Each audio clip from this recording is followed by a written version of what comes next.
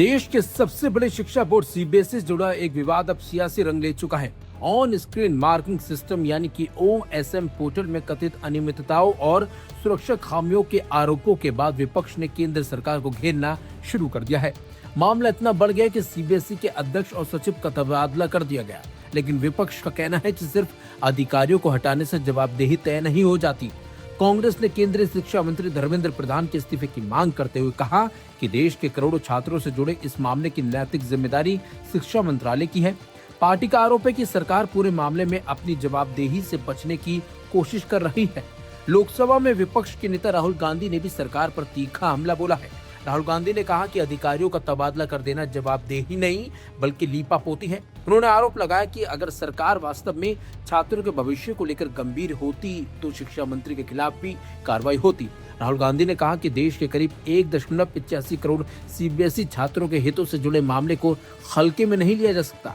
राहुल गांधी ने एक्स पर एक पोस्ट करते हुए केंद्र सरकार को घेरा, जिसमें उन्होंने लिखा कि सीबीएसई अध्यक्ष ट्रांसफर, सीबीएसई सचिव ट्रांसफर, एक सदस्यीय जांच समिति गठित और असल जिम्मेदार धर्मेंद्र प्रधान सुरक्षित। अधिकारियों को हटा दिया गया, मंत्री को बचा लिया गया। यह जवाबदेही नहीं, ये कवर अप है। हमारी मांग आज भी वही है, शिक्षा मंत्री को बर्खास्त किया जाए और स्वतंत्र न्यायिक जांच को। यह मांगे कोई मोदी सरकार की 1 महीने पुरानी अंदरूनी फाइल नहीं जो यूं ही बुला दी जाए। अगर प्रधानमंत्री को 18.5 लाख सीबीएसई छात्रों की परवाह होती, धर्मेंद्र प्रधान जी कब के हटाए जा चुके होते। कांग्रेस महासचिव जयराम रमेश ने भी इस मुद्दे पर सरकार को घेरा। उन्होंने कहा कि शीर्ष अधिकारियों के तबादले से यह संकेत मिलता है कि कहीं न कहीं गंभीर गड़बड़ियां हुई हैं। उनका आरोप है कि सरकार राजनीतिक जिम्मेदारी से बचने के लिए पूरा ठिकरा अधिकारियों पर फोड़ रही है। दरअसल पूरा विवाद सीबीएसई के ऑन स्क्रीन मार्किंग सिस्टम यानी ओएसएम पोर्टल को लेकर शुरू हुआ। पिछले कुछ हफ्ते से सोशल मीडिया पर छात्रों, शिक्षकों और अभिभावकों की ओर से लगातार शिकायतें मिलने लगी थी। आरोप लगाए जा रहे थे कि पोर्टल में तकनीकी गड़बड़ियां हैं और इसकी खरीद तथा संचालन प्रक्रिया में भी सवाल खड़े होने लगे थे। मामला तब राष्ट्रीय स्तर पर चर्चा का विषय बन गया जब 2 युवकों ने सार्वजनिक रूप से इस सिस्टम की खामियों को उजागर करने का दावा किया। 70 साल के सार्थक सिद्धांत ने केंद्रीय सार्वजनिक खरीद पोर्टल के दस्तावेजों का अध्ययन करने के बाद आरोप लगाया कि टेंडर प्रक्रिया में नियमों के साथ छेड़छाड़ एवं एक निजी कंपनी को फायदा पहुंचाया गया। वहीं 19 साल के निसर्गा अधिकारी ने दावा किया कि उन्होंने ओएसएम पोर्टल में कई गंभीर साइबर सुरक्षा खामियां खोजी थी।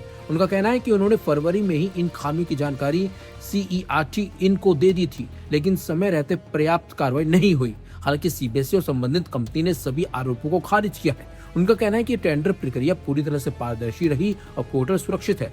बोर्ड का दावा है कि छात्रों के मूल्यांकन और परीक्षा प्रक्रिया पर किसी तरह का असर नहीं पड़ा।